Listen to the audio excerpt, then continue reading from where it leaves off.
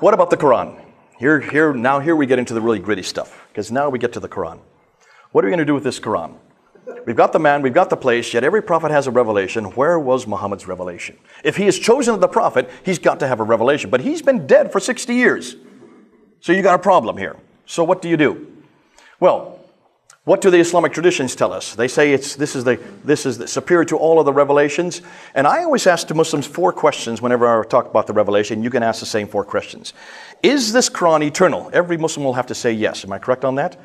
Is this Quran sent down? Was it sent down to a man named Muhammad between 610 and 632, that 22-year period? They all have to say yes. I don't know of any Muslim, whether they're radical, nominal, or liberal, possibly not the liberals, that would not say yes to that.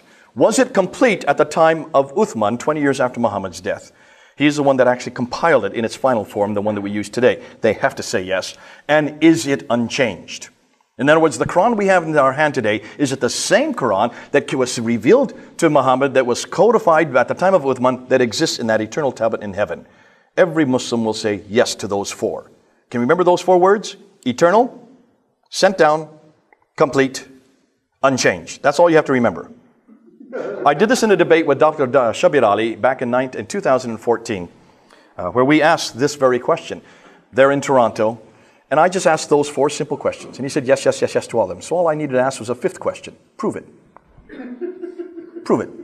Now, you can't prove eternality. I don't expect him to prove that. You can't prove down whether it was sent to Muhammad, because we don't know anything about Muhammad or anything came from that time. I'm just asking him to prove the last 2, number 3 and 4. I want you to show me one manuscript of the Quran from the time of Uthman that is complete and unchanged. That's all we're asking. That's simple enough, isn't it? Since they are the ones that claim it, we don't claim it.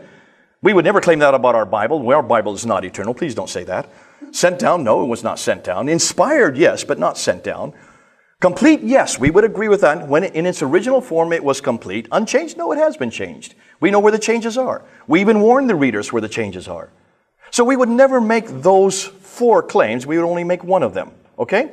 So this is not our problem. This is their problem. See how easy it makes? I'm making it? You ask them these questions.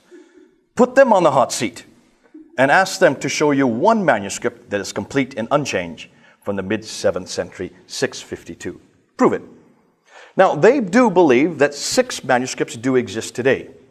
They would say the 6 major ones, and this is Al-Bukhari. This is where it goes into that whole reference about how it was put together. It's in volume 6, Hadith number 509 and Hadith number 510. And it says very clearly that Uthman gave Zayd ibn Thabit along with Al-Zubair and Al-Harith, the 4 of them, were to rewrite the Quran in 650 at the time of Uthman. And then once they had rewritten the Quran, they were to send it out to every province.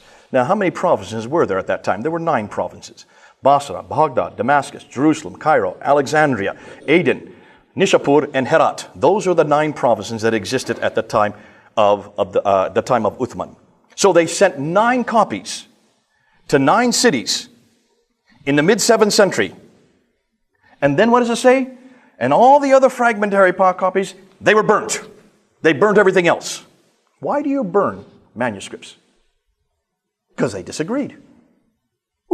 That's hard enough anyways. But nonetheless, we're not going to stick with that. Let's continue and let's ask about these 9 copies. The ones sent to Basra, Baghdad, Damascus, Jerusalem, Cairo, Alexandria, Aden, Herat, and Nishapur. We're talking only about 1400 years ago. Listen, if you want to see how much we have for our New Testament account, just come down to the British Library and I'll show you the entire 27 books of the New Testament called the Sinaiticus that has been around since the 4th century. That's 300 years before what we're talking now. Right next to it is the Alexandrinus. That's from the 5th century. That's 200 years from what we're talking now. If we could come up with 265 either partial or complete manuscripts of our New Testament but before the 6th century, certainly the Muslims can come up with one.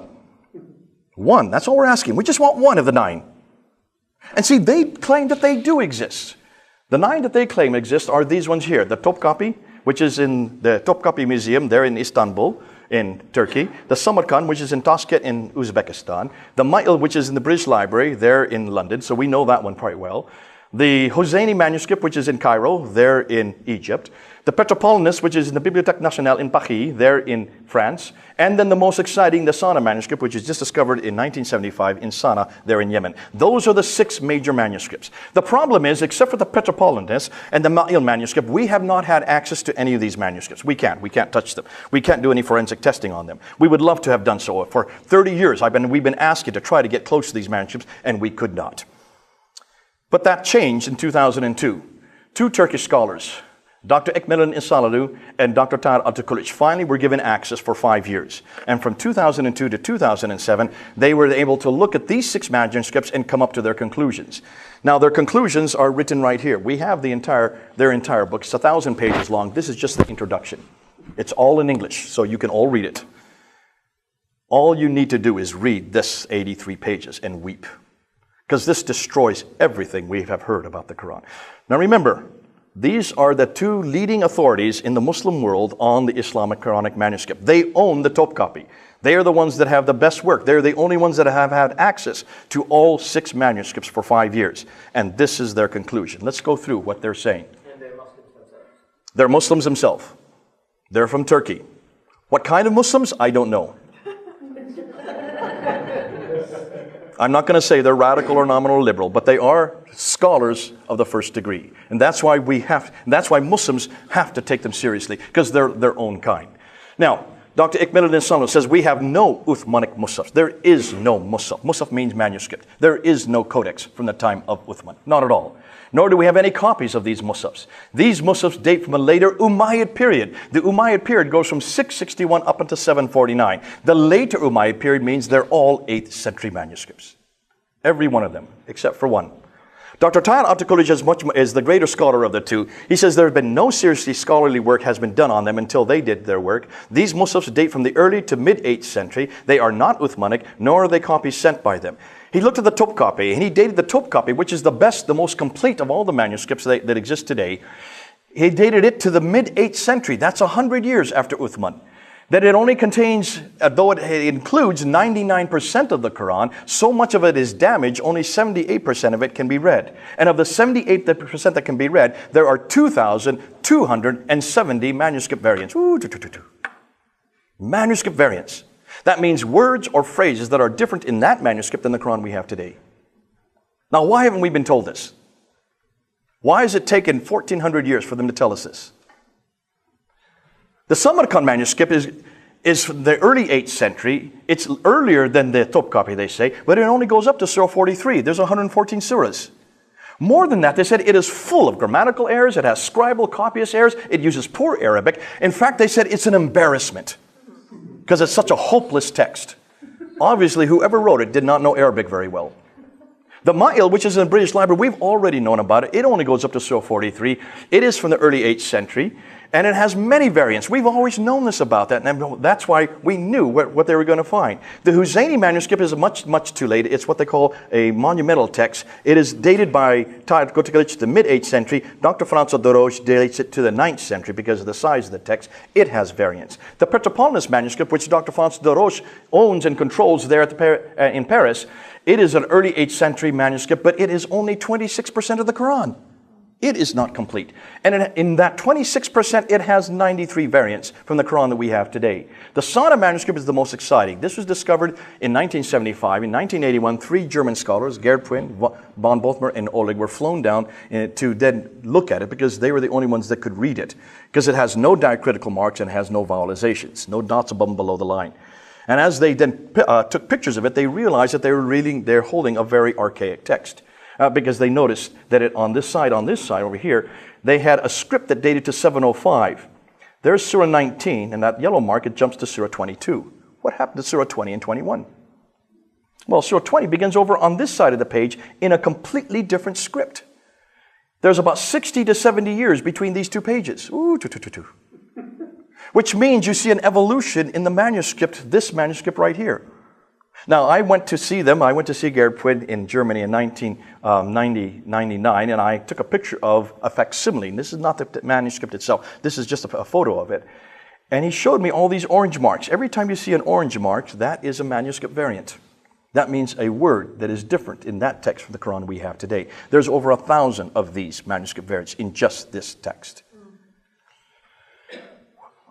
When they looked at under ultraviolet light, they noticed that there's a script underneath. Do you see the script there? Very faint. These are all written on parchment, on vellum. This means animal skin, which you can wash off and rewrite over top, and wash off and rewrite over top.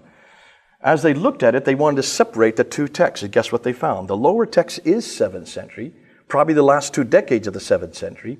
The upper text and the lower text don't agree. Ooh, I love that. Which means between the end of the 7th century and the early 8th century, the Quran was already changing. Now, Dr. Gerpwin's wife, Elizabeth Pwin, has just now come out of a book. She is now looking at all the differences. We're waiting for it to be published in English. It's already published in German. You can read it and tell us what she says.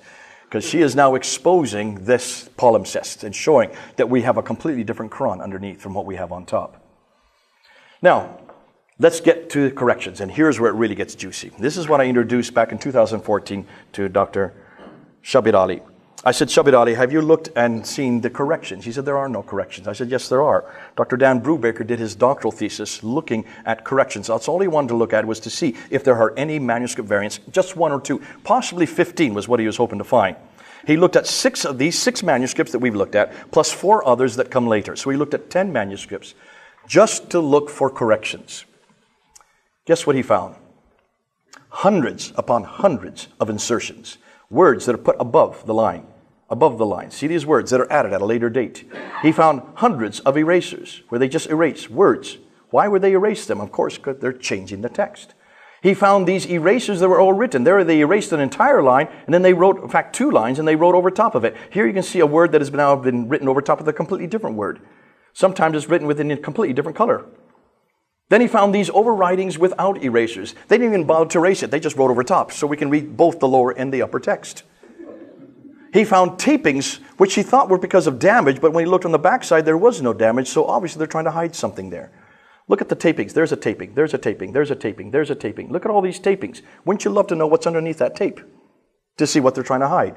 And then he found these coverings, these selective coverings. There's a covering, there's a covering, there's a covering, there's a covering. Look at that. It's so many coverings, you can't even understand what's being said. Obviously, they're trying to change the text. Sometimes they had coverings with just 1 or 2 letters written over top, like the cuff here. Here's a covering with another word that's written over top. There's a covering with new words written over top. He found, by the time he did finish his doctorate in 2014, 800 of these corrections. Not just 15, 800.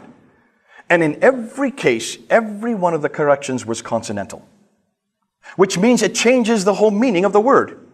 These were not vowelizations. These were not dagger alifs like Muslims try to say today. He purposely did not include any dagger alifs in them.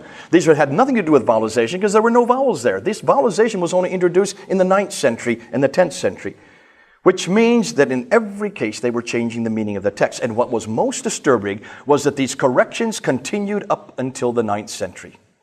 For 200 years they were correcting it.